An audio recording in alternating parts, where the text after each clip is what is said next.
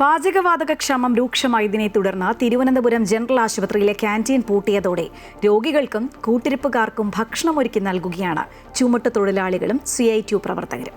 കരുതലിന്റെ ആ നല്ല മാതൃകയാണ് ഇന്നത്തെ സ്റ്റോറി ഓഫ് ദ ഡേ.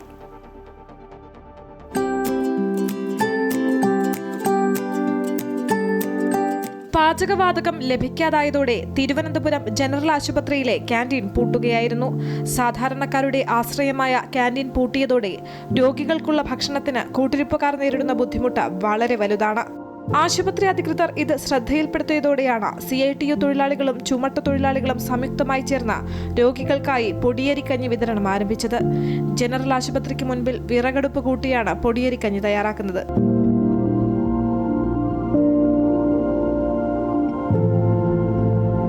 പ്രത്യേകിച്ച് ഇവിടെ വരുന്ന രോഗികൾക്ക് ഓപ്പറേഷൻ കഴിഞ്ഞാൽ അവർക്ക് പൊടിയരിക്കഞ്ഞി അല്ലെങ്കിൽ ചൂടുവെള്ളം കാണും. ഇതൊന്നും കിട്ടാത്ത അവസ്ഥ വന്നു. ഇവിടുത്തെ ചുമട്ട് തൊഴിലാളികളും ഇവിടുത്തെ ഓട്ടോറിക്ഷ തൊഴിലാളികളും ചേർന്നാണ് മിനിഞ്ഞാന്ന് ആരംഭിച്ചത്.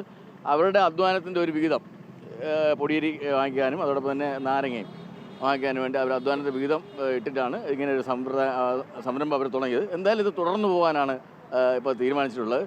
കാര്യം വെച്ചാൽ ഒരുപാട് ആളുകൾക്ക് ഒരു സഹായമായി ഇത് മാറുകയാണ്. പാചകവാതക ക്ഷാമം ഹോട്ടൽ റെസ്റ്റോറന്റ് മേഖലകളെ പ്രതിസന്ധിയിലാക്കിയതോടെ തലസ്ഥാനത്തെ പല ഹോട്ടലുകളും അടച്ചുപൂട്ടലിന്റെ വക്കിലുള്ള സാഹചര്യത്തിൽ കരുതലോടെ ഇവരൊരുക്കുന്ന ഭക്ഷണം സാധാരണക്കാർക്ക് ആശ്വാസമാണ്.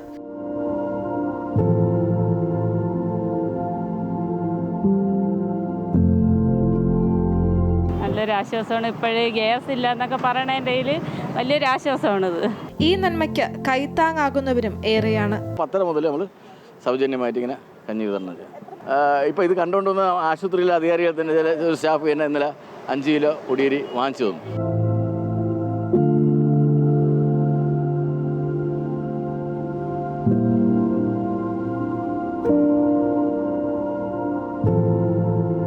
ഏതു പ്രതിസന്ധിയിലും താങ്ങാകുന്ന സ്വഭാവം തന്നെയാണ് നമ്മൾ മലയാളികൾക്കുള്ളത്.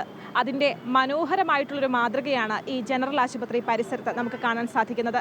ക്യാമറാമാൻ അഭിറാമിനൊപ്പം ദേവിക ചന്ദ്രൻ, അമൃത ന്യൂസ്, തിരുവനന്തപുരം.